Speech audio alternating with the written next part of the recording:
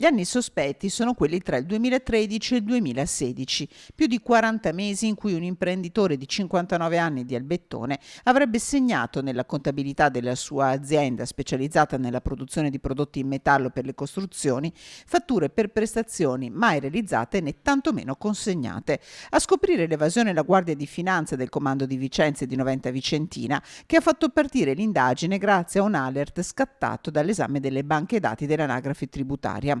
Le indagini hanno permesso di scoprire come le fatture in questione, per un valore di circa 200.000 euro, erano state emesse da un'altra azienda della zona che non era in grado di eseguire, per mancanza di mezzi, le operazioni indicate. Da qui la segnalazione all'autorità giudiziaria dell'imprenditore con l'accusa di uso di fatture inesistenti per abbattere l'IVA dovuta e la decisione del Tribunale di Vicenza di dare corso alla richiesta di sequestro preventivo del denaro giacente su 2 conti correnti bancari e di un immobile di Albettone.